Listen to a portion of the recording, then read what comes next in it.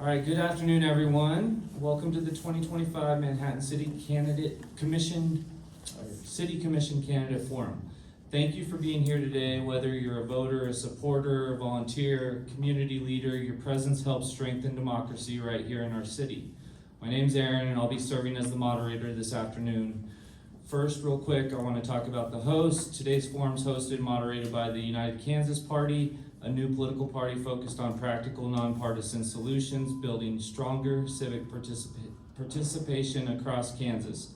We're proud to sponsor this event as a service to voters, not to endorse any specific candidate. All right, the forum format. Here's how today's forum will work. Each candidate will have 2 minutes for an opening statement. We'll then ask 6 policy questions, with each candidate having 90 seconds to respond. Candidates will each have 1 minute for a closing statement. Timekeeping is right here in the front. We're keeping things on schedule. You'll display a 30-second sign when that time comes and a stop so candidates know when to wrap up. Please respect the time limit so everyone gets a fair and equal opportunity to speak. Civility and respect. This is a civic space for respectful dialogue. We ask everyone, candidates and the audience alike, to help create a welcoming, constructive environment. Please hold applause until the end. No heckling or interruptions. All right, let's begin. The candidates will speak in the order from your left to right. Start when you're ready. That's me. Hello, my name is Martha Sweeney. I called Manhattan, Kansas home for the last 22 plus years. Moved here with my husband Patrick and our young daughter when he was hired as head coach of K-State Women's Rowing. I took on the job of office and operations manager for the rowing team, and I still work in that capacity, so I do a lot with the team budget and all the travel arranging and general office management. Before that, I was born and raised in a small town in Northern California. Went to college in California, got my Bachelor of Science in Genetics, went on to study in England, got my Master's in Plant Genetics, and you might have noticed I am not doing that right now, but that's what I studied.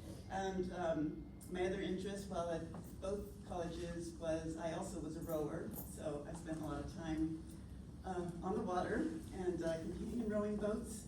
I post-college continued training and eventually earned a spot on the U.S. rowing team. I competed at the World Championships a long time ago. Patrick at that time was also competing and coaching with the British national team. Eventually later he was hired as Belgian rowing coach, national team rowing coach. So clearly rowing is a theme in our lives. So back to how we got here. We had our daughter in Belgium, realized we needed to settle down, got the job at K-State. I've never held public office, don't pretend to know all the ins and outs of running a government, but I'm gonna learn. I'm Jim Morrison. Been here since 1955, 54, 4th grade.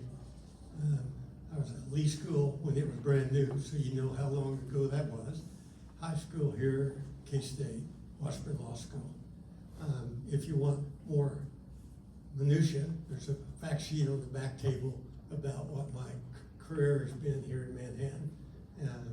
Since 1971, I've been practicing law until 73 here in Manhattan.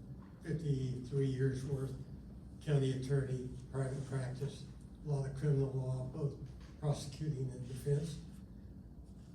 My wife is deceased, married 53 years. She was a nurse, a quilter, and a bridge player, and a preschool worker for passion, not for money. If you know about preschools, they're not anything other than passion. 3 children, all educated at K-State. 2 of the 4 grandchildren are 4th generation at K-State, and we're proud of them. I have served in public office. I'm seasoned because I've tried 3 times, won, lost one when I was in law school for the legislature, lost the second one for county attorney when the issues of law enforcement consolidation came. So I've seen the highs, the lows, and the ins and outs. I'm interested in our city and happy to be able to give you a choice. That's my primary reason when I ran, was choice. Hi everyone, my name is Abena. I am originally from Jamaica, but I moved here to Manhattan, Kansas from Florida when I was 17. So this has been a really good city for me. It was scary to kind of go off on your own so young, but this city has done a really good job of making me feel at home, and I've been happy to be here for the last 10 years. I met my husband here. I attended K-State. I did study German, Russian, and international studies because I've always really liked talking with people, and being able to talk to more people in their own languages was something that was just really interesting to me. And though that was something I enjoyed learning about, it wasn't necessarily practical, so I did go back and pair that with an MBA in international business. So I'm definitely somebody who likes to talk to people and find what we have in common and see what we can make work with that. So I have not held public office either. Fairly young and new to the political scene, but I am learning a lot. I've been very grateful to have people who are willing to help me and help me to kind of understand what I can do better, and that's something that I really want to apply to this role, making sure that I'm always learning, listening to what people want, and seeing what ways we can make that happen in terms of what's practical for the city. So I really appreciate the opportunity to be here, and I look forward to getting to know more of you as a community.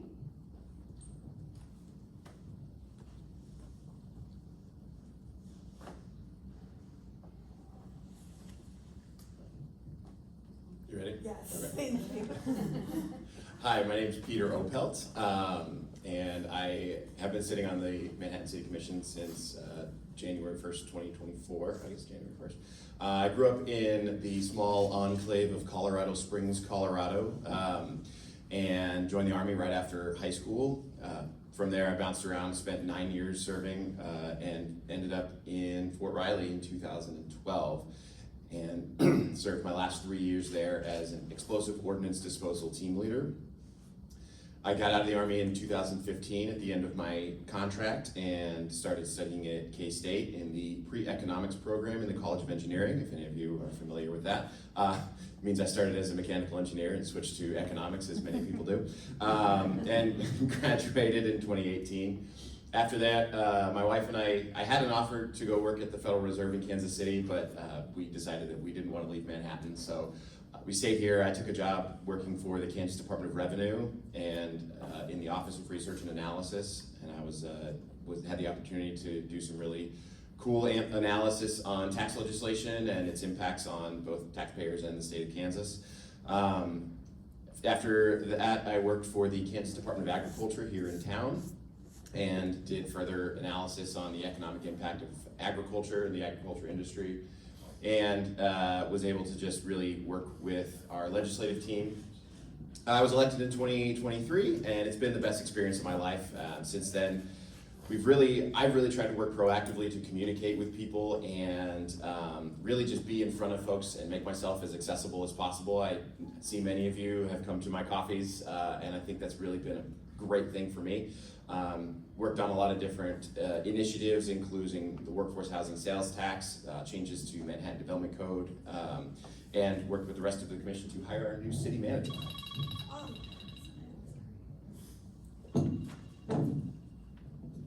Is this thing?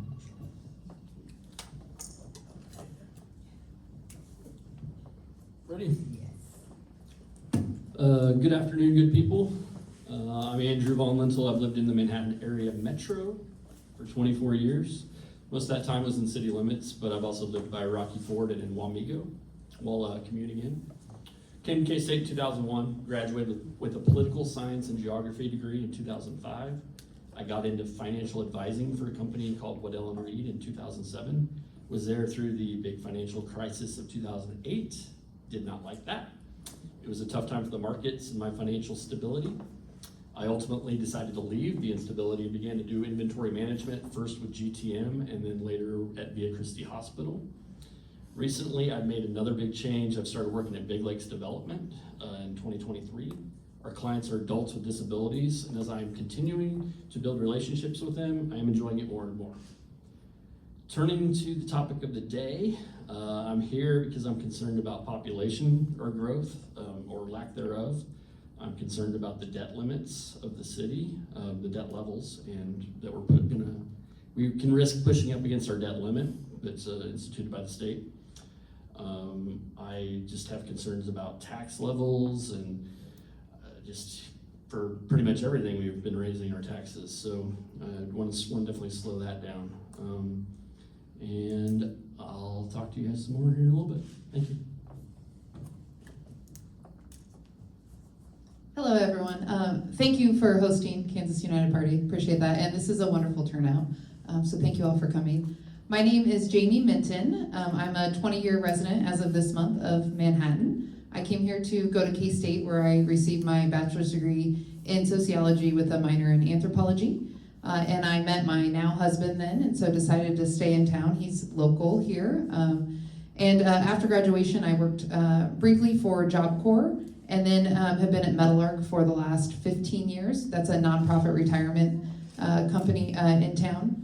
So I run our operations there and absolutely love what I do serving that community as well as the Manhattan community, as was fortunate enough to be appointed a commissioner in June of 2024 and have greatly enjoyed my time on the commission. Feel like we've had a lot of momentum, a lot of movement, a lot of progress in the past 14 months.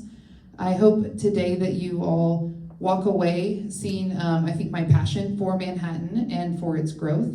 I feel like a community that is not growing is not going to survive. Couple of things you'll hear me discuss more is just, I really want us to take a future-focused approach to our decision-making and kind of leave Manhattan better than we found it. So when we're making decisions, we're looking to see what does this impact 10, 20, 30, 40 years in the future.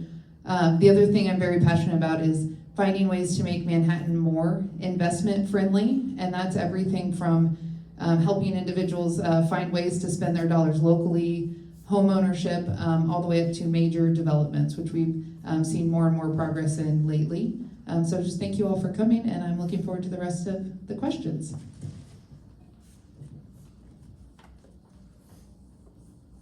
We're giving Dawn show hands. Thank you, darling.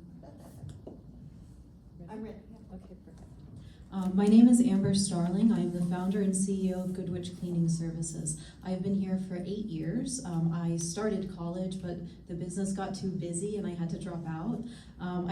It was me, myself, and I, the vacuum for my house, and about $100 worth of cleaning supplies from Dollar General. It was in my laundry room. I now have a team of 11, location out on Houston Street. I am a living wage employer. I have contributed over $1 million in payroll and benefits to this community in that time. During the pandemic, we were not only able to grow, but we had 0 layoffs during the pandemic and 0 layoffs in the history of my company. Because of my empowering leadership style, I have been featured in Business Insider and Entrepreneur magazines. I am a master of my trade. I have not held public office, but I was the former director of 1 Million Cups, an entrepreneur organization in town, and I have chaired boards all the way up to the international level. A long time ago in a galaxy far away, I served as a lieutenant in the volunteer fire department. I was there for 4 years. I made the rank of lieutenant as a public education and information officer. I also worked on the front lines. I was the assistant instructor, and in case it isn't obvious, I don't do anything halfway. I have been attending city commission meetings for the last 1.5 years. I have the distinction of being the only candidate who has done that without being paid for it. I live in and I deeply love Northview, which is a historically underrepresented working class neighborhood. I am a humanist, a strategist, and an optimist. Thank you for the opportunity to earn your vote.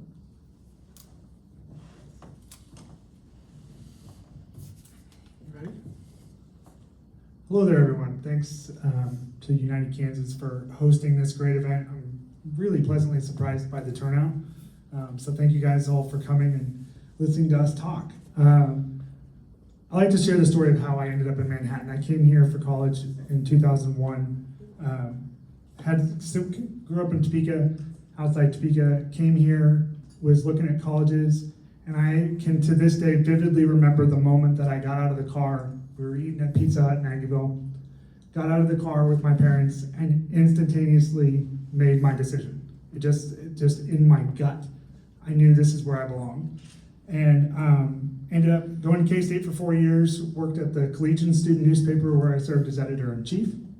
Ended up marrying my boss at the Collegian, which is good and bad for the work environment. But so when she moved to Wichita, got a real job, I went with her. So my degree actually says Wichita State University on it. But I always tell people that's just words on paper. I'm 4 years at K-State and my heart is at K-State. And we lived in Wichita for a couple years. I went back to Topeka and worked in the legislature for a couple years. And then one day we were sitting on the patio at Rockabilly and I had another moment. And I said to Katie, we need to move back. Katie's Manhattan born and raised, so that was not a tough conversation. Didn't take a lot of persuasion, so we came back here. I have been a realtor for the last almost 13 years and been involved in city government as an advocate and serving on several committees and nonprofit boards here in town. And I'm just really excited to roll my sleeves up and get to work on the city commission. Awesome, thank you. We'll start at this end again with the first question. The first question for everybody is, how should Manhattan grow? Do you support more infill development and density within the city, or do you favor expanding the city's boundaries through annexation? Okay, well, I think we all recognize that there has been lack of growth in Manhattan. I, for one, am not necessarily an advocate that it's all about growth. I think for a city to thrive, it needs to be smart about how it grows. I believe one of the main priorities for growth, for bringing what I think is an important part of this, bringing more workers into Manhattan, because then that feeds into the local businesses and into a thriving community. But we need affordable workforce housing, which is front burner for so many cities. I mean, nationally, it's an issue. I, for one, am more interested in mixed use, medium density housing, rather than sprawling. I think we need to be smart with our resources, smart with how we spend our resources, and that includes infrastructure. We can be much more efficient by promoting medium density housing, bringing the workforce to our city. Thank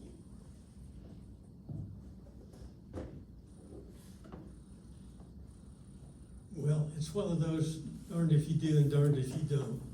No question there's opportunity for infill, but I don't believe that we ought to destroy our neighborhoods for more apartment houses just because we need density. Yes, we need to grow the boundaries. Unfortunately, as all of us know here, Tulloch Creek takes care of part of it, Fort Riley takes care of part of it. The river is somewhat of an obstacle, mainly because of the utilities and expansion. What we really need, in my opinion, if you've been in Manhattan very long, I enjoyed the growth of Manhattan with the multiple Phelps Edition housing that were affordable.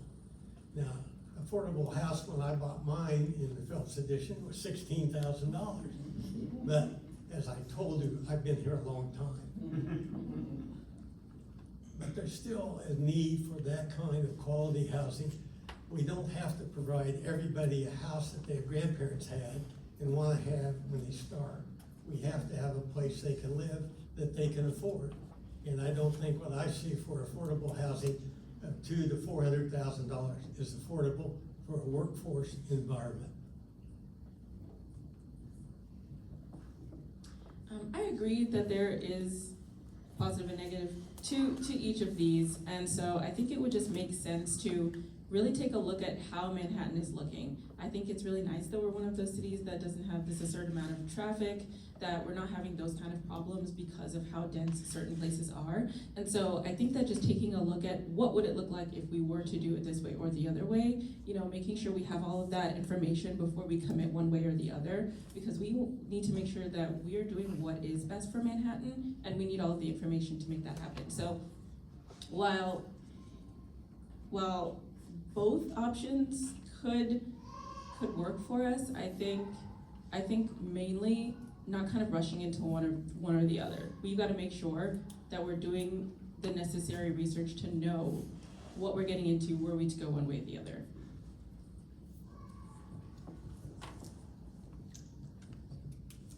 So on one hand, we can't just grow for growth's sake. We need to be intentional. On the other hand, as the costs to run the city and to provide services increases, if we are not growing wisely, then that burden comes more and more on us as taxpayers. So we really do need to find a good balance of that and growing, like I said, intentionally and wisely. I do value density over sprawl mostly because if it's, well, at least for residential, when we sprawl, it ends up costing us more money, or it takes more time for that sprawl to pay off the infrastructure than the life of the infrastructure. So we never end up actually making enough money to replace that infrastructure as it ages. I think that we, again, also need to use our incentives wisely. I think during my time on the commission, we've done fairly well with using performance-based incentives and using very little, if any, cash upfront incentives. I know that has really bitten the city in the past, and we've done really well to decrease our liability as much as possible while putting the impetus on the businesses that are receiving the incentives to perform up to their standards.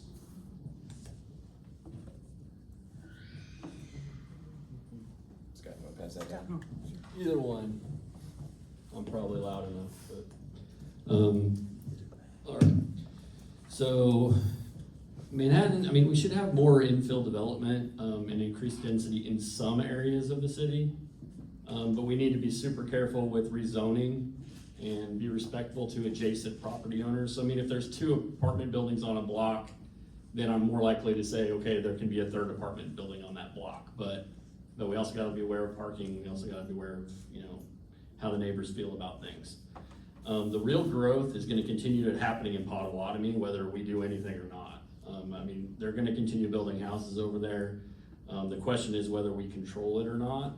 And so that's just, you know, what I'm gonna have to look into more. I think that there's gonna be limited annexation along 24. I don't know if it'll go much past that. It might just be where we let Potawatomi do their thing. So the drawback to that is the traffic can get out of control. So, I mean, if they're just going and building, then, you know, it may not, it may cause transportation problems for us down the road. So, and also with our debt levels, I think it's gonna be hard to annex a whole lot of you know, expand the city much further. So, thank you. So I would say that infill development and annexation are not mutually exclusive, and we will likely need a combination of both of those for growth. I think a lot of times when we're talking about growth, in this context, we're thinking housing, but really it's economic growth as well. And so if we're going to be annexing outside of our current city boundaries, then supporting more commercial annexation, because that will help cover costs for if there ever are future residential annexations outside of our boundaries. I do think infill development is very important, and we've been able to keep some of those projects going through incentive packages. They are performance-based, as Peter referenced, and I think that's been very important because as we're looking to the future, we've been able to secure what we have now from a financial standpoint and be able to secure a much larger financial return in the future. So how should Manhattan grow? It should grow in economic growth, so business, commercial development, as well as we need the housing growth, and those go hand in hand.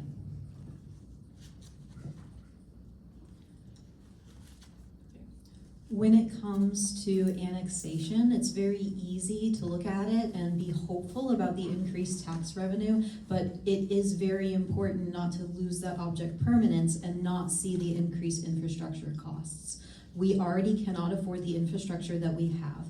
We have a $2 million gap per year in our roads budget. We have $25 million needed right now for wastewater treatment facility repairs and upgrades. So when we look at infill, I'm very much for infill, but the key word here is actually going to be strategic. The Chamber of Commerce agrees with me. They said so in January that we need to be looking at very strategic infill. So how do we get there? I have done some research. I found a company, a data analytics company, that can do a ROI analysis, return on investment. They can take each parcel in town, they can see what the actual costs are to maintain and install the infrastructure there, and also what that produces in terms of property tax revenue and sales tax revenue. It can tell us exactly what is and isn't working here, so that as we are building new things, we are prioritizing those things that are going to create as a return on investment, and instead of us steering towards bankruptcy, which is what we're doing, we can start steering towards solvency. Thank you.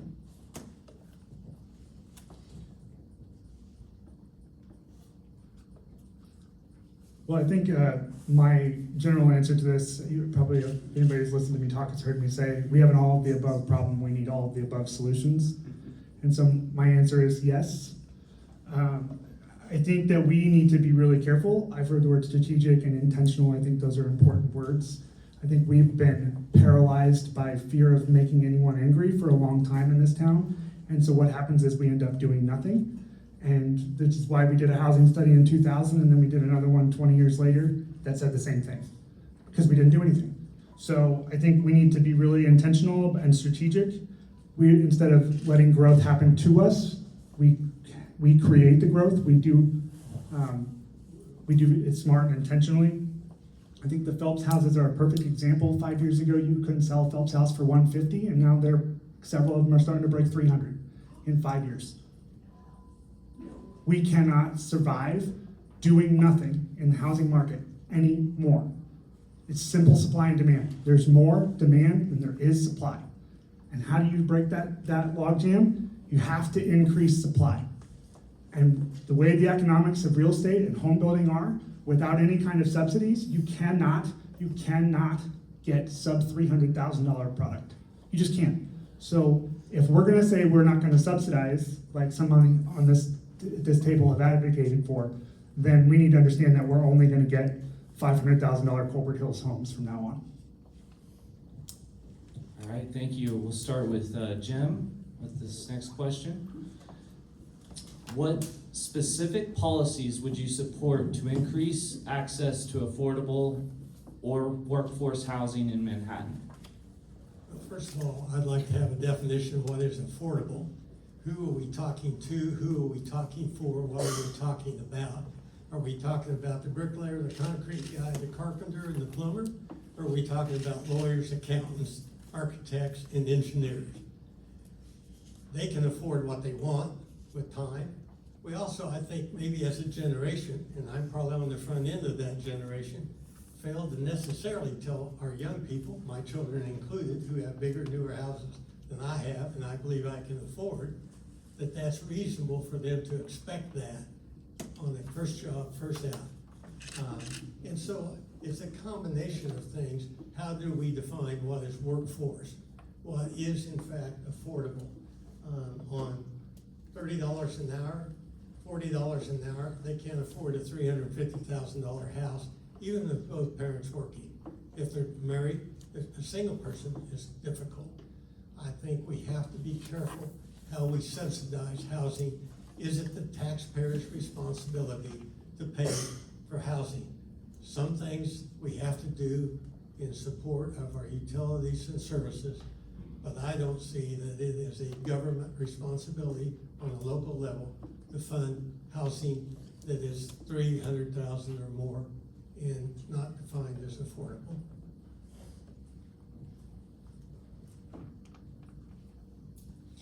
So I think that one way that we could address this is to be a little bit more maybe tiny home friendly, kind of revisiting regulation on that would allow tiny homes to be an attractive option, bless you, to have that be more of an attractive option. And then this would kind of open up a market for another option of more affordable housing. I think another thing that we could do is maybe visit with apartment complex regulations. I've noticed a lot of buildings, they're not more than a certain 3 stories high. So maybe seeing what options are available there to maybe get more housing in an already established area. Of course, what makes sense, will the foundation allow it? What do kind of the people in the area think? But I think those are some ways that we could kind of think outside the bun on what could be affordable for maybe the people in the area, because it is, at least the way that I've experienced it, it's a little difficult for people kind of in my generation to kind of feel that we can get to the point where we can own homes and things like that. So I think this is one way that we could say, hey, affordable housing, you can get yourself maybe a tiny home. This is kind of a good place to start out. Nice Taco Bell reference, by the way. So housing, when I joined the commission, I knew it was going to be something that we talked about. I didn't realize that it was going to become something that I became really passionate about. I probably spend as much or more of my energy and thought on how we can work on this as anything else. So like Scott said, the market is not satisfying the demand in our community. And that is simply because it is more profitable to build a very large house on a very large lot than it is to build a smaller house in a smaller lot. And in fact, it's in some ways we are shooting ourselves in our feet. We have a lot of regulations that we can look at, including having conversations about zoning, which need to be very sensitive to the neighbors and things like that. But I think having those conversations and being transparent about it, following a very good process, we can bring about some incremental change in certain neighborhoods. One challenge that I've heard is parking minimums. We have, you have to build minimum parking spots for how many bedrooms you have, and that can really limit how many units you can build on a lot when you could be a little bit more efficient. And then we have the workforce housing sales tax, which we have a lot of opportunity with. Scott and I actually went on a field trip to Topeka last week with a couple other housing leaders in Manhattan and met with some of their organizations that are doing really, really cool things in Manhattan or in Topeka with really good dollars, and we can work on that.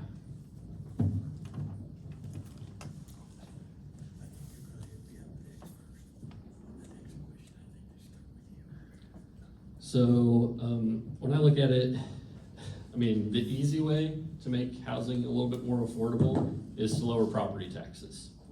And so when I'm looking at, I mean, if it's a $250,000 home and the local taxes are $4,323 over a year, I would like to see that number decrease significantly. And it's not just city, obviously it's Riley County and it's the USD 383. But I mean, that's a big number. That comes out to $360 per month in taxes for a $250,000 property. I would like to look into ideas like tiny homes and different things like that we could maybe try to use. You just kind of have to be flexible and look around and see what companies and what individuals want to do. Like I said, there's going to be a lot more growth in Potawatomi as we go forward. That's going to be where it's going to continue to happen. It's naturally happening there. They're just building more and more. So, so how do we? They're going to continue to drive into Manhattan and through Manhattan from Potawatomi because that's where the building is. So, thank you. So I think I should first point out it is not, I think, in our job to talk about affordability of housing, because I think that's a personal decision that every person has to make for themselves. So from a workforce housing in Manhattan, what specific policies do I think that we should support and that personally I support would be, we've talked about RHIDs or reinvestment housing incentive districts. We also speak quite a bit about incentives or industrial revenue bonds for both property taxes and sales taxes. I've supported those from the property tax abatements. We've put in place performance metrics to ensure that we're still getting our current valuation out of homes, and then can secure that future property valuation. One thing I would say with our policies, I do think we need to set our policies to be more inclusive of items. I think sometimes I'll use the RHID policies. At the city, we had a very broad policy, hoping to get individuals who wanted to bring workforce housing and using that tool, wanting to bring them to the table. The county did put out a very restrictive one, and I think that's off-putting. That's not going to encourage people to want to come and invest in our community. So those would be the specific policies I would support. Gorgeous, thank you. Twice lately, I've heard the issue of housing get boiled down too much. This is not a simple issue of supply and demand. We don't need houses of all sizes, and that's not going to fix the entire housing crisis. If trickle-down housing worked, then Grandmere would have solved our housing crisis. I don't think that Mr. Morrison's kids have unrealistic expectations. The data shows us that we have an unrealistic supply. So KU actually did a housing study in 2024.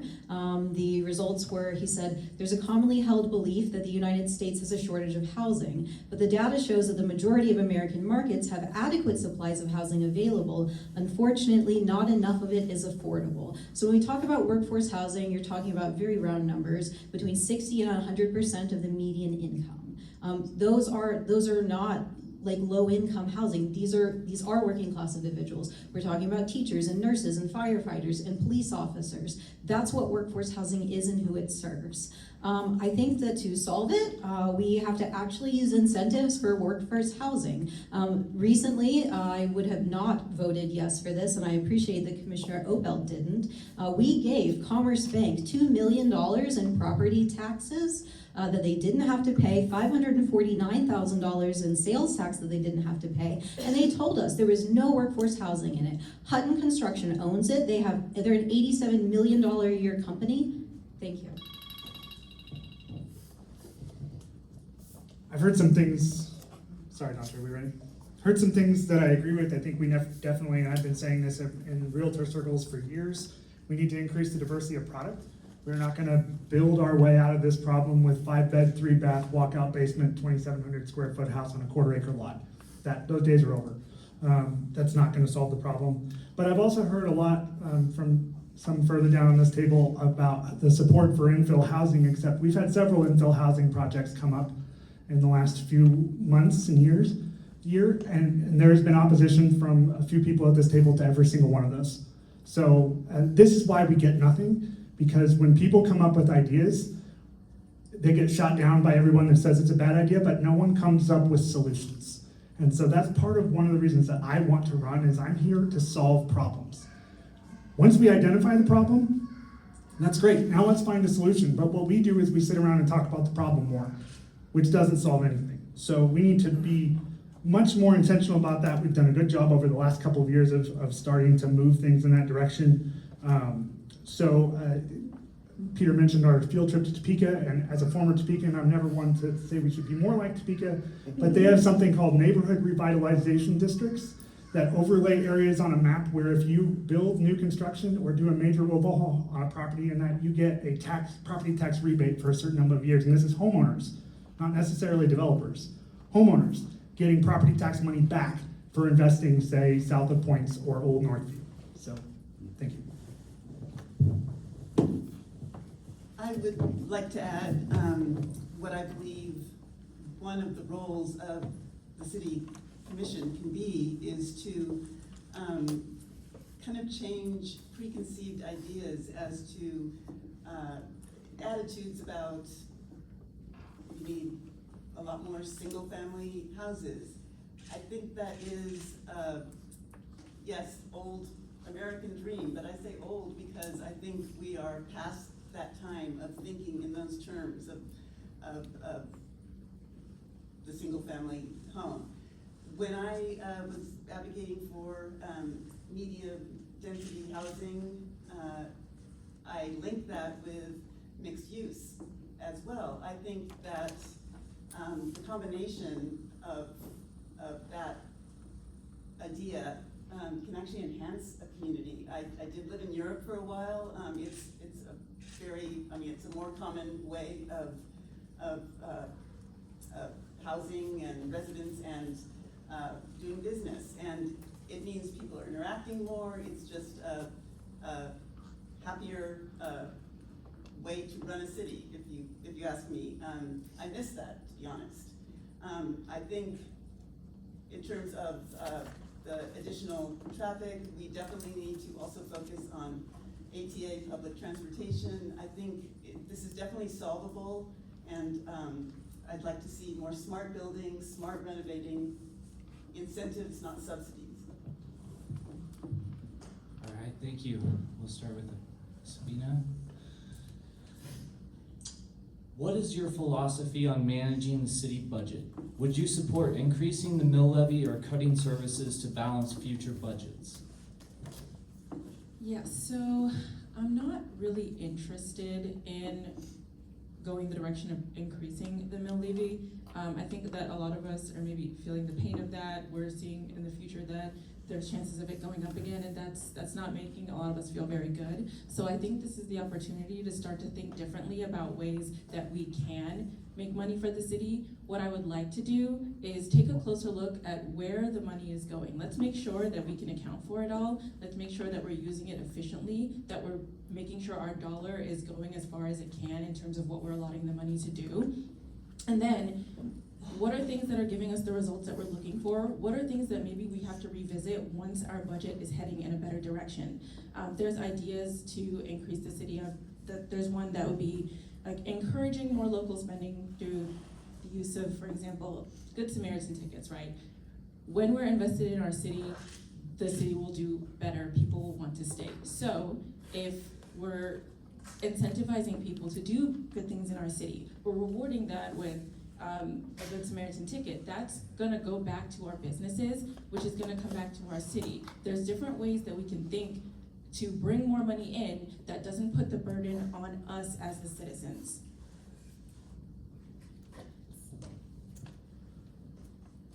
When I look at our budget, I can't help but look back in time because we got where we are, not overnight, but because of decisions that many city commissions before us have made, and it's going to take us time to get out of it. I think it's important to remember as well that the city commission has direct control of between 11 and 12% of your total property tax bill. We bring in $40 to $42 million in property taxes. Our general operating budget, or our operations budget, is $175 million. So we can't and don't rely on property taxes to run the city. It is the only predictable revenue source that we have, and that is why I think it gets the most attention. But I would really like for us to work on looking long-term. Our new city manager has a plan to start developing 2-year budgets next year. And I think that that's a really great opportunity for us to be able to look more than just 1 year in the future, and again, bring some predictability and stability to our budgets long-term. And we also have to continue our communication with our budget open houses and the way that we have been communicating with between the city government and the community. I think it can really help folks know where their property tax dollars are going.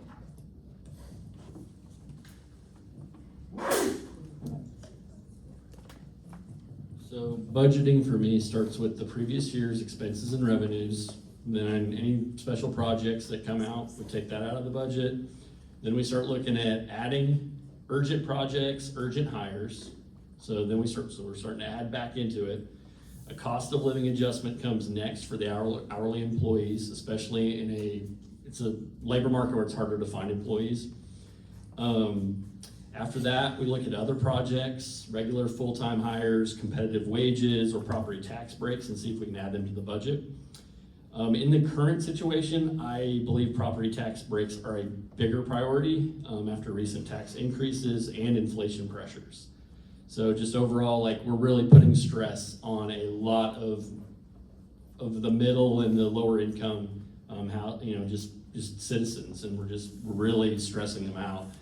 We need to calm down on the property taxes, so. And I wouldn't raise the mill levy should only be raised if we have a catastrophe in the sales tax. So if we really miss badly on the sales tax, then that's when you would actually raise the property tax. Thank you. So to answer the question on the philosophy of managing the city budget, I think oftentimes the conversation just goes directly to the mill levy and we don't talk about the expenses enough. We're not looking at our expenditures. And then even when we do talk about expenditures, we're primarily looking at the operating fund or our general fund operating revenue. I think any changes that we do end up making to the mill levy are going to have to be small.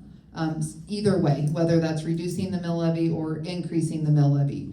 I'm gonna go back in time to 2022 when the city and the commission passed fairly significant pay raises, which were justified, so not going to say that those weren't justified, but did that without having a revenue source that would support those year after year after year.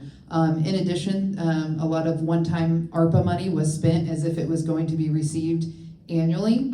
And then on top of that, the following year, reduced the mill levy by 3 mills, which then really put us lopsided. So last year we did increase the mill levy because it was such a big swing one way. We cut our revenues without managing our expenses. We were able to, I feel like, manage our expenses, but had to raise that mill levy back up. So on the philosophy of managing the budget, any increments or any changes have to be small, or we will see big swings either way. Okay, so you're gonna get tired of me talking about an ROI analysis, but this is where we're gonna get better data. With that better data, we're gonna be able to not just like shove multifamily into those neighborhoods, but there are areas that need redevelopment, and it would be a very useful way of getting a cohesive look, feel, and use out of those areas. We do have to increase workforce housing. PTMW is a manufacturing firm, about 100 jobs are coming in. Amazon workers will also need a place to live. Usually it's, well, if we build it, they'll come. Like, no, they're actually coming and we need to build it. That will allow property taxes to go up, sales tax will go up because of those things. And so we're only gonna be able to capitalize on that growth if those workers have a place to live and work here. We need to prioritize residents' needs and necessary infrastructure over chasing luxuries. Retaining staff is also incredibly important. When you're looking at rehiring somebody, it takes up to 1/3 of their annual salary in advertising that position, getting that person in, all of the time it takes to do the HR process, and then training them. So we're not just losing institutional knowledge, we're losing money too. We also, lastly, have to pay down debt.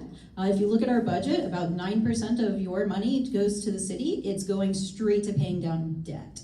So I would much rather spend money on things that we need instead of spending money on interest. Appreciate Commissioner Minton mentioning the inability to, we talk a lot about taxes, but we're not talking a lot about spending. It's really easy to pander to you and say that we're gonna cut property taxes, we're gonna keep property taxes low. You're gonna see a couple people up here do that. But how are we gonna pay for it? Mr. Lintel said that he supports cost of living improvements. How are we gonna pay for that? The property tax increase that we're already looking at the city government is from a COLA increase from RCPD that we're required by law to do now that they voted for it. So again, anybody can talk about problems. What's the solution? I don't want to pay property taxes any more than anybody else does. So we don't want to increase them, but how? We have a budget. Most of it is non-discretionary. So I want to caution you when you hear people say that we are going to cut your property taxes or we're going to never, ever, ever, ever raise property taxes. How? And one of the places that I really expect that you will start to see it is in Parks and Rec. Because that's the low-hanging fruit. If we're going to have to cut money, that's the low-hanging fruit. And if you're okay with that, then fine.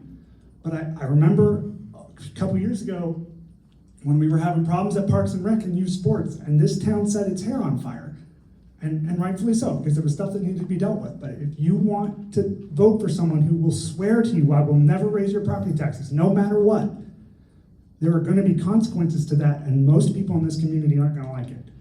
So do I want to raise property taxes? No, but we have to be reasonable and focus on solutions. Okay, first of all, I want to agree with Peter as far as seeing the necessity for better communication with the public about the whole issue of taxation in our city.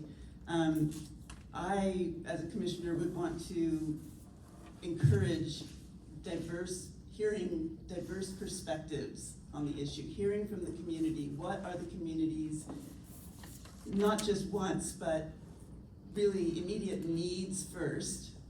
And of course, there's going to be a lot of difference of opinion about what those immediate needs would be, but I would sure want to hear from as many of our community as possible. Then we need to make, of course, smart decisions on spending. I want them to be smart. I want them to be caring decisions. I agree we cannot just keep raising property taxes. So I am on board with that, and I do believe that we can solve a lot of these spending issues by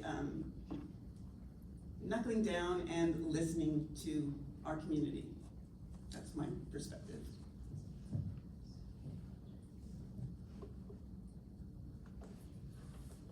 I may have a little different philosophy. Property taxes I can't avoid because if they raise them, I have to pay them or I lose my home. I do have selective decision on not buying beer, gas, going on trips, doing other kinds of things that cost money. That doesn't help our economy if I quit buying. There's a lot of people in my age group, younger than me, I think, from what I hear, that are not that flexible. They have needs, they have to have food, they have to do these things. They have a lifestyle that they have learned to acquire that they may not be able to afford. I think we need to redirect city staff to quit thinking about new projects to spend money until they figure out how to pay for what we got. For example, we're spending $17 million or some odd amount in Seco Park. It is going to be wonderful. But as I understand it, we don't have enough ball diamonds to then have competitive activities here. Where do we draw money in to pay the $17 million? Where are we going to go? So yes, I'm not going to tell you you're ever going to cut property taxes. I don't think it's going to be done because one, he's probably right. Our citizens don't have the backbone and courage to cut property taxes, but we sure need to make that control on it. And that means starting with the city, quit dreaming up things. For example, where the hell is our street repair?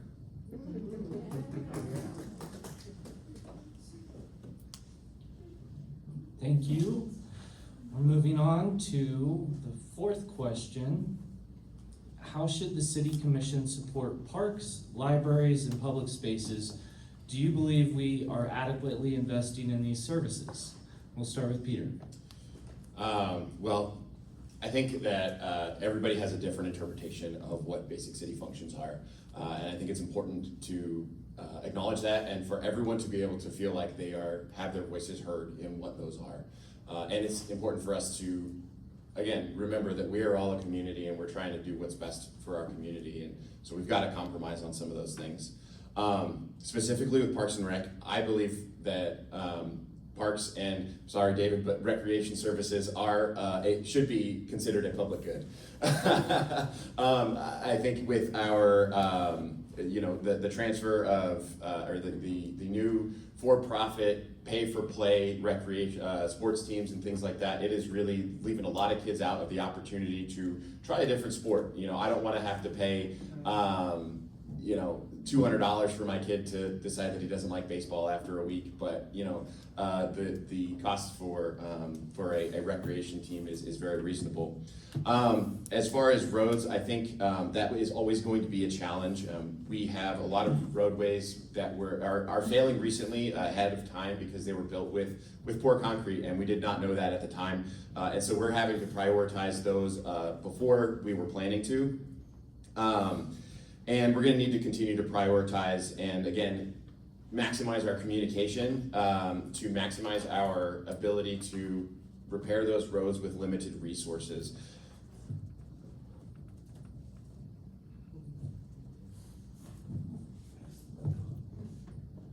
So how should the city commission support parks, libraries, and public spaces? We should support them. I'm definitely leaning on the maintenance though. We're raising property taxes while we're talking about an indoor pool, while we're talking about riverfront MHK. I don't see them as priorities. I don't see them as something that we should be focused on. We've got $170 million in debt just in the general obligations. I mean, we're paying $6.6 million in interest. We're paying more in interest than we are for street maintenance. It's not, well, I guess we'll discuss it, I guess, at the next commission meeting, but we're paying a lot of interest and we're not paying enough for streets, and we need to focus on our priorities.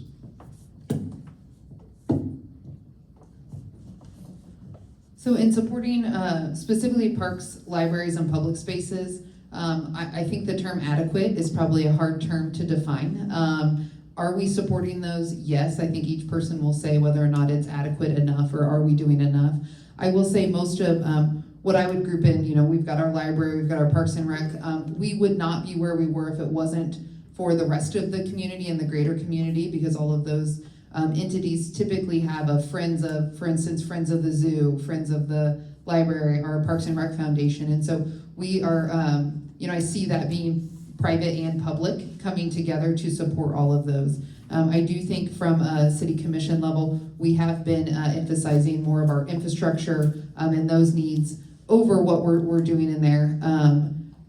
When we look at future projects, and I understand the concern when we have, we're talking about indoor water, if we're talking about riverfront MHK, I think we still have to look to our future, even if that's not something we can do now. We do have to just see what's on the horizon. What are people interested in us exploring for the future? Not spending, not putting that in now, but in trying to figure out where does the community want us to invest later on. If we wait until the moment somebody says we have to have this or we need this to start looking at that, we're already behind the ball. So I think a lot of those projects are out there as ideas and thoughts, but not as plans that we're going to execute anytime soon. Okay, I happen to disagree. Adequate is a very easy term to define. It is in the Move MHK comprehensive plan. We spent $200,000 on that plan, and it said very clearly that we have enough parks to increase our population by 9,600 people, which is a 16% increase. Just with the parks that we have now. And so there is a National Association of Parks and Rec that is their national recommendation. So I would say that they're adequately funded. The library gets around 5 mils. It's in great shape. I think that we can leave them alone. We also can't affect their budget. As a city commissioner, I can't tell them what their budget is. So to answer Jim's question, that $17 million for SECO came from a special sales tax. As far as that special sales tax goes, I talked to Director of Parks and Rec, Aaron. He said that it is sunsetting in 2030. And when it does, what we would be looking at for the indoor pool, it would be closer to 60 million than 40 million. We would have to put all of that tax that we're currently doing towards it and increase the tax to be able to afford that. We would have to do no other capital investments and find $1 million a year in operating expenses for it. I look at that and I can't put it in the budget, I'm sorry.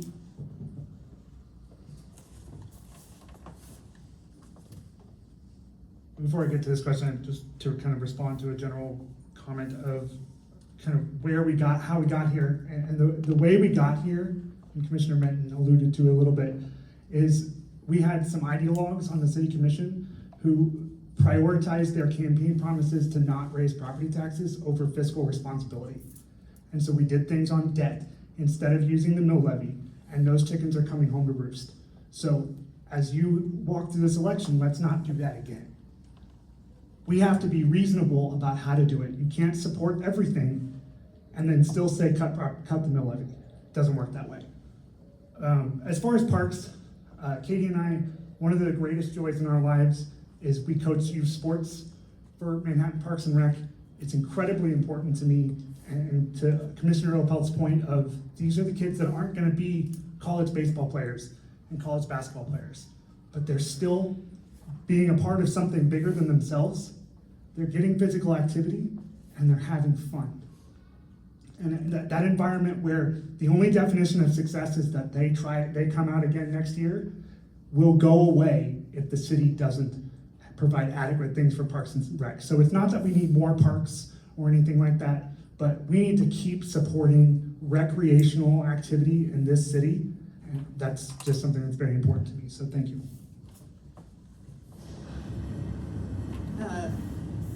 As I alluded to in my opening statement, I have an athletic background. I have a perspective of feeling that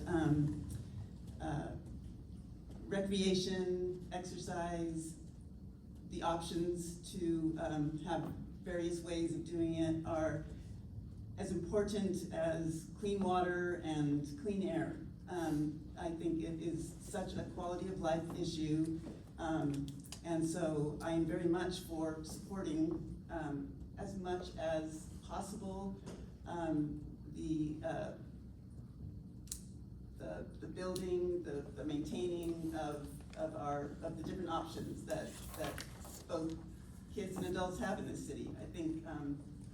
I think there's just a lot to be proud of how Manhattan has handled that. I do also want to say we need smart planning. I've heard so often from various people about the recreation center developments at the two middle schools and the promise that this would be free to the public, only to find out that, guess what, you can build these new facilities, but then they need to be maintained and that costs money, and they didn't seemingly plan for that. So again, smart planning, but I am certainly an advocate for supporting. The library is functioning, I think, above average and expected. My wife was a severe advocate for the library, used it enormously. But they get a pay raise every year too when the property taxes go up in valuation. So I think they are adequately funded. Generally, the city parks, I think, are sufficient, well maintained generally. The issue with other public spaces, I think we're more than adequately funding for what we can do and where we go. It's my belief that as a young person in Manhattan, America, we played baseball in a city park. We had, pickup games. We had encouragement to be active as friends and neighbors, and not all of the teams. And I think we've lost a lot of that with what we're doing. And we need to make those kinds of things more encouraged, because 1% maybe of star athletes get to do something bigger and better. So I think we're doing more than we need in a lot of the Parks and Rec, other than taking care of kids that just want to play, learn a sport, have fun, and be safe.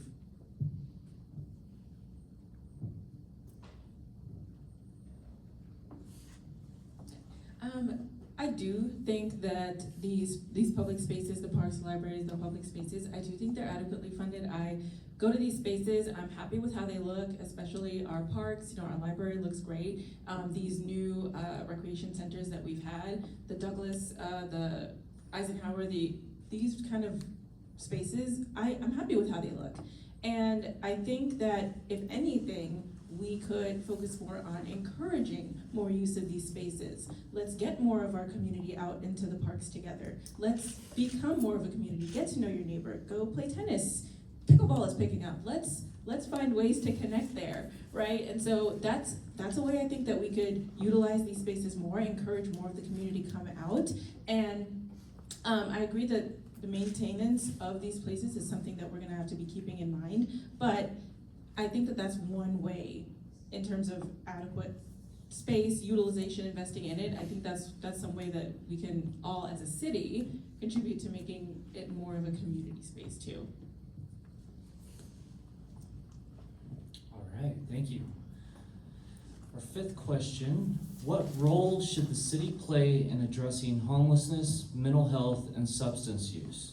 Do you support expanding partnerships with nonprofit providers? And we'll start with Andrew.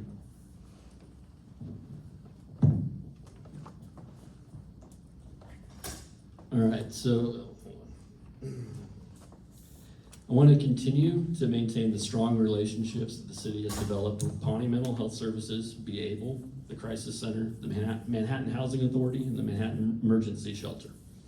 I will certainly take their phone calls and try to support them as best as I can.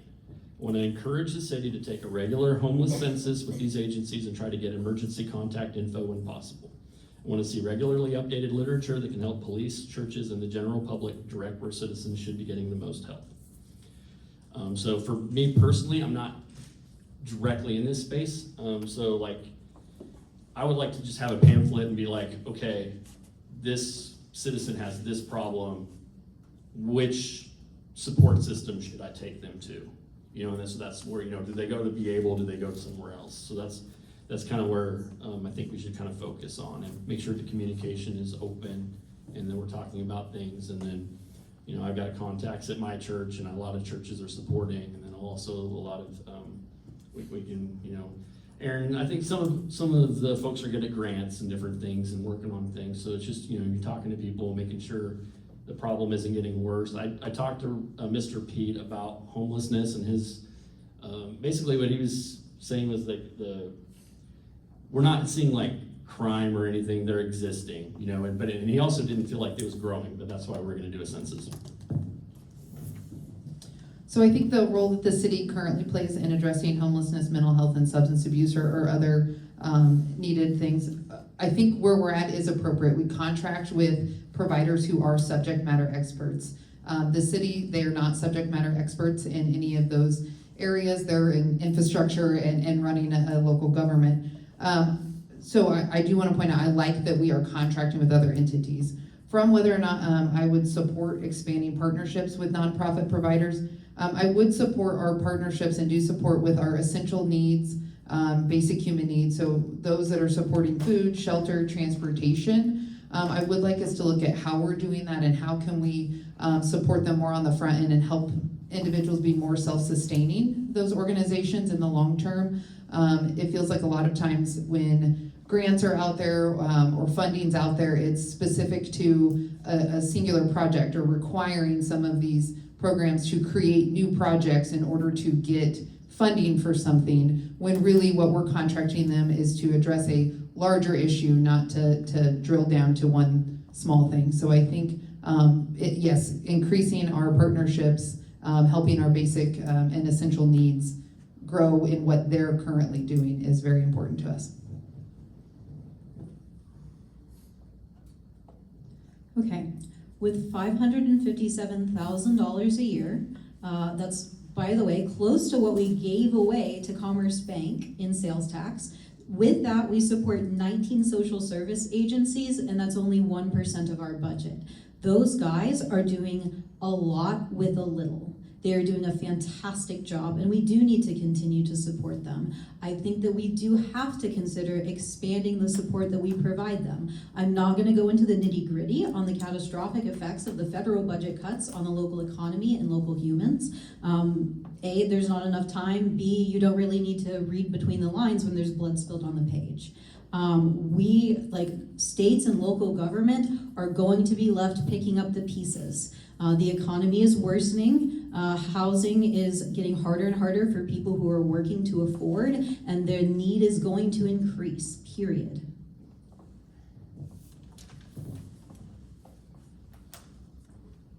Yeah, I agree with a lot of what's been said here. I think, again, the city is doing good things, and I think we can continue doing what we're doing and really kind of staying out of the way. It's probably the best way to put it for the nonprofits that are doing this work. I do believe in housing first when it comes to housing instability, that we need to be getting people housed, and that will allow them to do a lot of the other things. But the nonprofits are doing great work there. I served on the Special Alcohol Committee, which is now rolled into the Social Services Advisory Board, and there's been some advocacy to eliminate those funds. I serve on 4 different nonprofit boards right now, several of which get social services money, and even with the social services money they get right now, they are struggling to make ends meet and to cover operational costs, because grants don't cover keeping the lights on. So I think that's really important. So the other part though, in my last 30 seconds, even if the city commission doesn't have a policy role, I believe city commissioners have a role in the community as thought leaders to advocate for people supporting the people who are experiencing housing instability. If I were to get on the law board, I would be an advocate of not criminalizing homelessness. Throwing them in our already overcrowded jail doesn't solve the problem. So long story short though, keep doing what we're doing right now for the nonprofits. Yeah, and I think I would just add, I am proud of what a caring community, for the most part, our city is. We felt that immediately when we moved here 2 decades ago.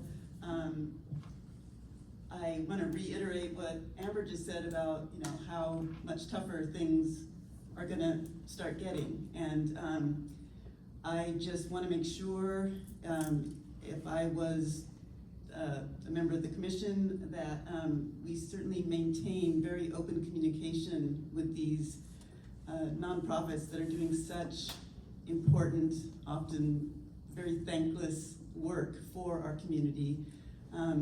I do very much feel like, we all have come from different circumstances, but I, for one, feel we're all in this together, and that's how I would want to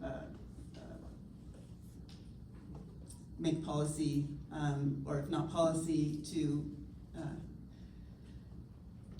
help lead the community to keep supporting these very important nonprofits. 27 years ago, a group of 5 of us got together and we created the Manhattan Community Foundation. There wasn't a dime in the money when we started. First year, $2,250. They now are sitting on $420 million. This community is a giving community, and maybe they ought to be helping with some of the nonprofits. The nonprofits do good work. I think it'd be hard for most people to define how much overlap there is between them, because they all act independently. I think it'd be helpful to have some assessment. Where are the gaps? What isn't getting done? And then focus on those. Looking at nonprofits, I look at some of the issues that, are we doing the right thing? Are we getting our money's worth? I have one concern. I haven't solved it in my own mind. We are taxing our citizens $600,000-$700,000 a year for nonprofit giving through the various programs. Is that a function of taxpayer money to tax people? If we're overtaxed already, and that's one of the complaints I hear, within the questions that are asked and the people that talk to me. Maybe that is a place where we ought to look to say to the nonprofit, the elephant in the room, the community foundation, $420 million ought to be able to solve and address many of these issues for the nonprofits, and we need to be asking them to do that.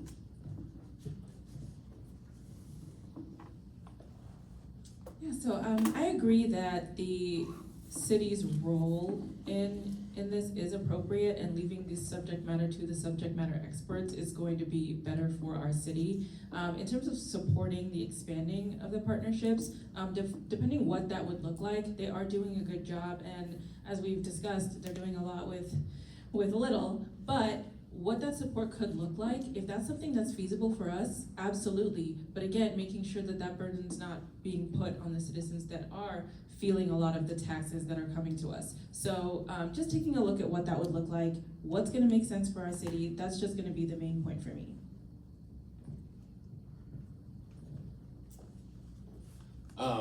Yeah, I do think that we should be supporting our nonprofit community. One thing about the funding that we do generously give to those organizations is they're often able to leverage that for matching dollars. When they apply for grants and things like that, they're able to either be more competitive or directly leverage one, or sometimes dollar for dollar, a match for that support. And that doesn't, they're not able to use private donations for that type of match. So when they have local governing body support, they are able to actually increase that support that we're able to give them. So I think that it's important that we do continue that. When it comes to actually working with our community, with our partners, we have been approached by several organizations for support from the city itself. I think about Centers for Hope. They are a warming shelter in the wintertime, and we've actually been in conversation with them to help try and find them a permanent location, so that they're not having to move around every year, and that they're able to have a safe spot for our unhoused neighbors during the wintertime, and hopefully year round, so that when it's even hot in the summertime, they have somewhere to go. Personally, I think Jim is on the right track with GMCF. I'd honestly like to see kind of like a Chamber of Commerce, but for our nonprofits. All right, thank you very much. We're down to our last question. What makes you uniquely qualified to serve on the city commission, and what would be your first priority if elected?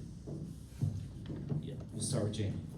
Yeah, so for the last 14 months, I've been serving on the commission, so I do understand the work component, the 20 plus hours a week that we all put in on the commission. So I've been able to successfully do that since being appointed, while also, as I said earlier, my full-time job is working at Metalurg. I run our operations, and so I've shown success in that, and I think that's helped me understand a lot of our city operations as well, and can apply a lot of that knowledge to it. As far as a first priority, I can't say there can just be a first priority. Because a lot of our priorities, it's not going to be a one and done situation. There are several priorities that I hope we will jump right into at the beginning of the year, which includes multi-year budgeting and getting our CPD and the law board kind of on that same page, so that we can have a collaborative discussion about where we need our property taxes to be, where we think they're going to be, and where our budgets are going to be. I think we also need to start discussing, we've already started, but really dive into what our street sales tax renewal will be. The current street sales tax will sunset at the end of 2026. So we need to have a plan of what we need to do to accomplish the needs of the community. That's probably one of the number one things that we receive feedback on. And then one thing I do think we're missing is a target, as far as where do we want to be, not just from a population, but from a tax base, and how are we going to get there? So we don't quite have that target number to say we need this many people in town or this many businesses. Never enough time. I know. Ready? Gorgeous. Okay, so obviously, again, tired of hearing, it's an ROI analysis. That's the first thing that I would do. Why am I advocating for that? The same reason I would tell you to go to the emergency room and get an x-ray if you broke your leg. This is a powerful diagnostic tool. What we're doing now isn't working. We have to find out what's wrong so we can fix it. The Move MHK plan, $200,000. The Riverfront plan, they're trying to raise $175,000. This analysis, $150,000, the least of all of those. Why you should choose me. I do my research, obviously. I am very deeply committed.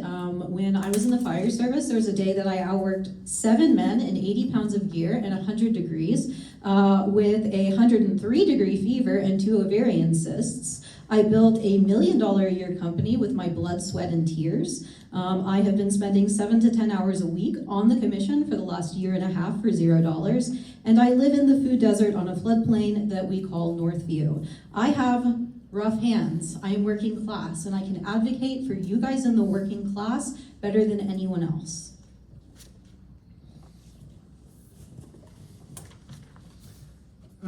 As to what makes me uniquely qualified, I feel like the first and foremost, kind of the obvious answer is we have a housing issue that's big in the city right now, and I feel like I offer some level of professional expertise on that subject, having spent 12 plus years now in the field.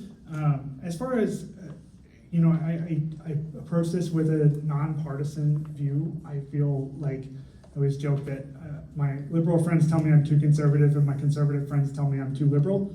So, and I think city commission is a place where we need people like that, where because it's not like Topeka or Washington, where it's about politics. It's just about getting stuff done.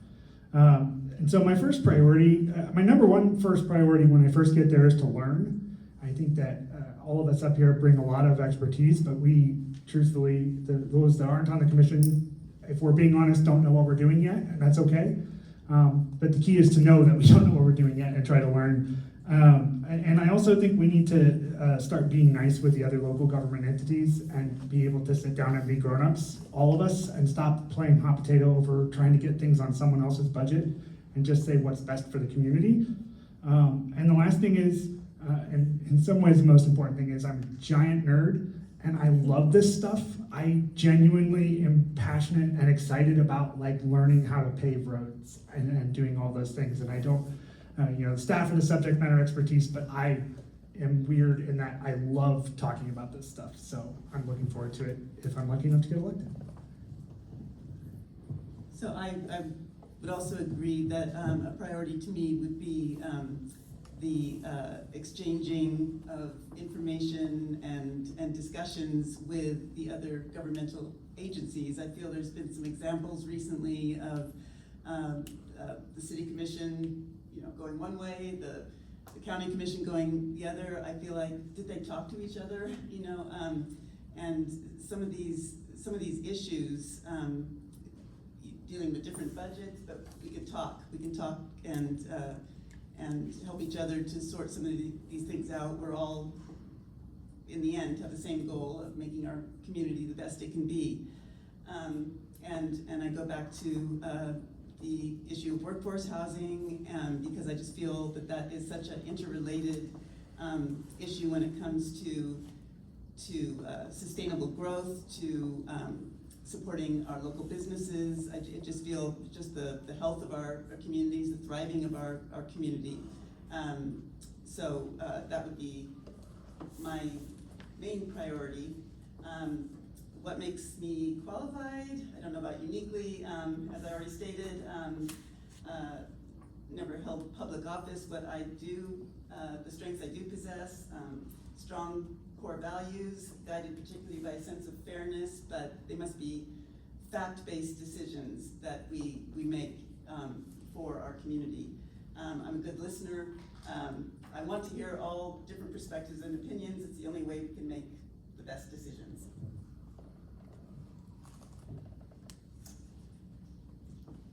Well, I don't know if I'm unique or not. Some people say I'm odd. Some say I'm crazy for running for city commission. I have an information sheet at the back table that will tell you who I am, where I am, and what I've done in the last 70 years. Almost all the things I've done other than when I was elected official have been for community development enhancement, whether it's the school foundation or the community foundation, whether it was all at Meadowlark Hills Foundation. All of those things were created non-government, public development things for the betterment of our community. Now, I do have some strong ideas what government should and shouldn't do, and unfortunately, as a lawyer, what is the lawyer's first responsibility? Ask questions, find the answers, and then make a decision. And that's my goal, is to ask questions. If that is uncomfortable, then I may not be rewarded with an election, but it's important to ask questions and get it done. Again, the information sheet will tell you who, what, why, where, and when.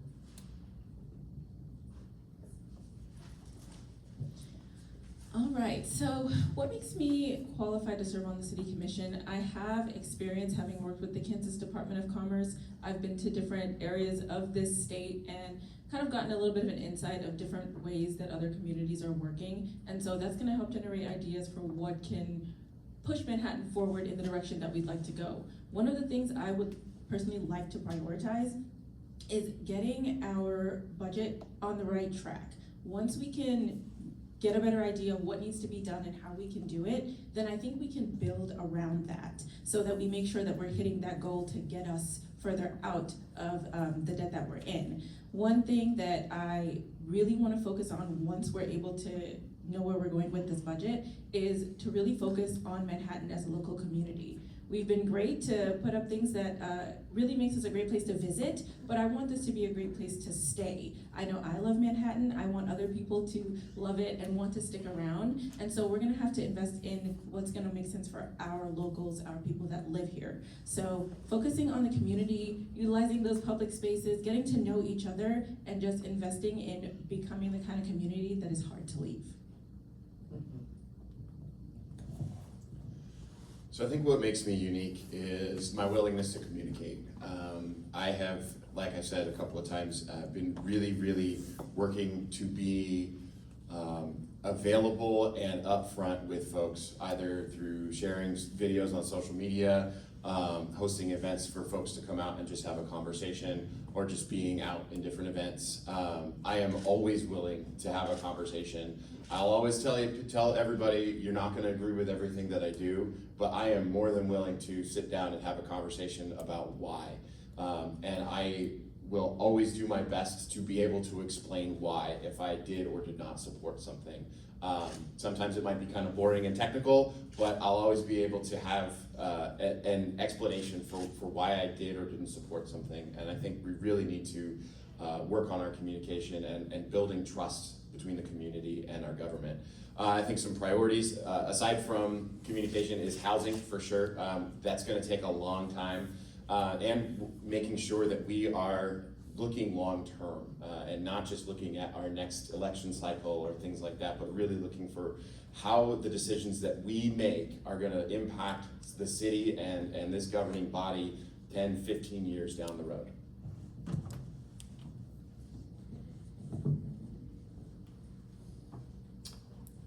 So, priorities-wise, looking at lowering taxes, lowering debt, fixing streets. And then refraining from a lot of the other extra stuff that some want to spend on that we don't need. As far as a unique quality, I do have experience fixing streets, like getting in a truck and having the pothole patching mix in the back and going and blowing out the potholes and throwing the mix in and tamping it down and running it over. So about 3 months of that, I did do that over in Junction City at one point. And so, you kind of learn, things about how things kind of break down. We've got to clean up, we've got vegetation growing out of some of our streets, and we got to work on killing that. You got to get if you don't fix a hole fast enough, it can make the problem worse. So those are the types of things that I think we're gonna have to really focus on it. Thank you.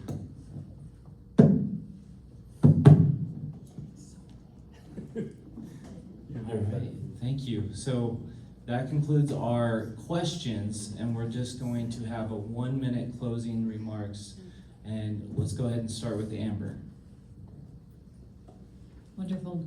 Again, my name is Amber Starling. If you remember nothing else about me, know that what I go after gets done.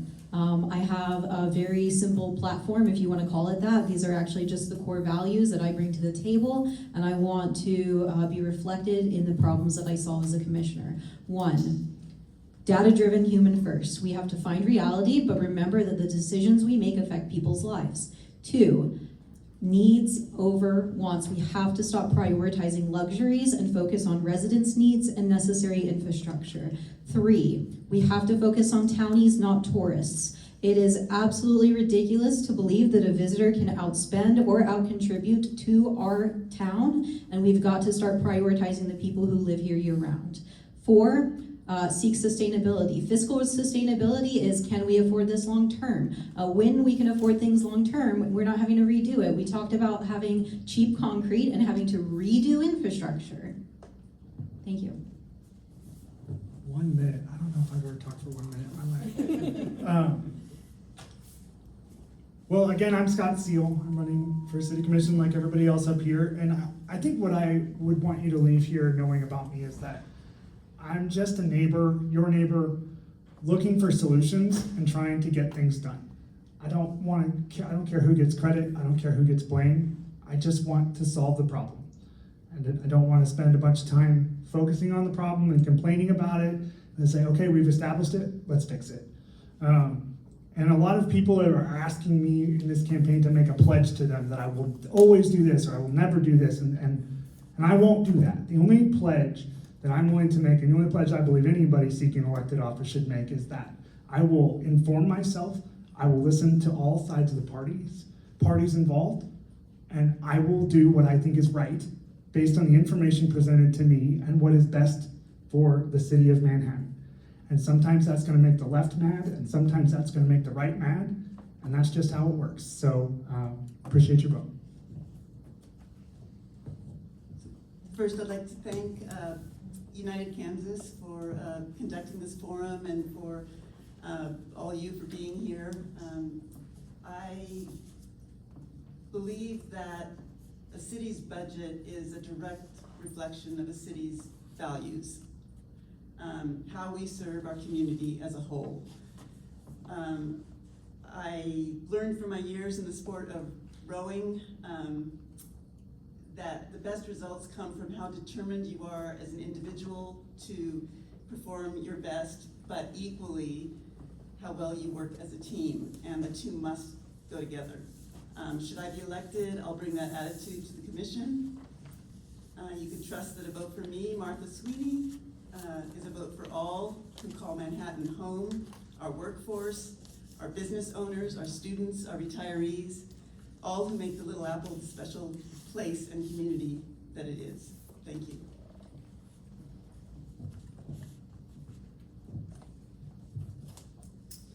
Well, Peter mentioned one thing I think you need to keep in mind. In the next 3 years, there are going to be 3 sales tax elections. Whether you want to keep them or not, you need to know where the money's come from, where it's going to go, and how it has been used, not how it may be used. Number 2, city and county both blame budgeting woes on the law board. They control the law board.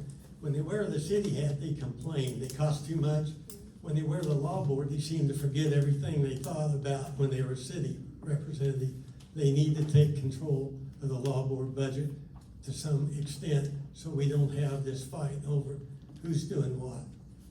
It is well funded, excessively funded at times, in my opinion. I was on the original law board. I do understand how it works. We talk about the riverfront. They're saying they want to adopt it into our city plan. Once it's adopted, that's an open gate for developers to go look for funds, find grants, obligate the city for expenses. All right, well, thank you everyone for coming out. Thank you everyone involved in putting this together. I'm really excited to have the opportunity to potentially serve Manhattan in this way. There are things I would like to see done, and that's why I got into this race, because there are things that I've wanted to see done before, and waiting around for someone to do it, it wasn't working. So that's why I had to go ahead and get in the race myself. So I'm looking forward to working with, if I were elected, the other 4 people on the Manhattan City Commission and doing really good things for the city, working together, making sure we're staying on top of what we need to know and how it's gonna affect our residents, and focusing on our residents and building more of a community so that we can just build a better Manhattan together. Well, I'd sum up myself with one word, and that's momentum. This is a very big ship, and it takes a long time to change it and to turn it. I'm just really starting to figure out the questions to ask. It takes a really long time to get a grasp on exactly how this city works. We've got several long-term priorities that we're working on in terms of housing and just changing the way we do development. But I've been told we have one of the most deliberative city commissions that we have had in very many years, and I have really enjoyed working with the folks that I am serving with currently, and serving this community has been one of the most significant honors of my life. I'd really like to continue building a really strong relationship with our city manager, and also would really like to continue building a stronger relationship with our community. So I really hope that I get to continue doing that.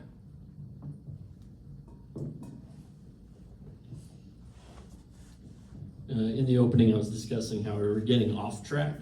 This is how I would fix it. Do not increase taxes, start reducing them, particularly property taxes.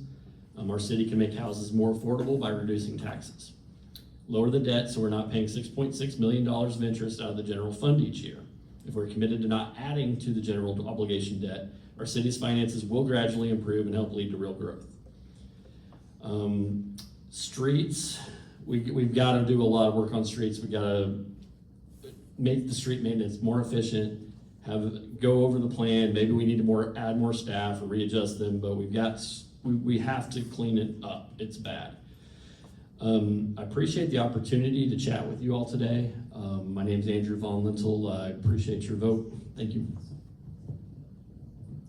Hello, everyone. Once again, my name's Jayme Minton. I am looking forward to the opportunity to get to continue to serve this community. As I said, the last 14 months have been wonderful. I very much enjoyed that. I hope you leave here seeing how passionate I am for Manhattan and for the future of Manhattan. And my goal is to continue to make rational, logic-based decisions as a commissioner, push for conversation and dialogue. I'm a natural investigator in things, and I hope you can join me in a vision for a more investment-friendly Manhattan. As all of us being Manhattan residents, we are already invested in Manhattan and want to have more people, more entities investing in our community as well. Awesome, that concludes our forum. Can we give them all a round of applause? Please stick around. We have the room for another 20 minutes or so if you want to visit with the candidates one-on-one. If they have time, go ahead and do that. There's materials on the back, and just again, thank you for coming out.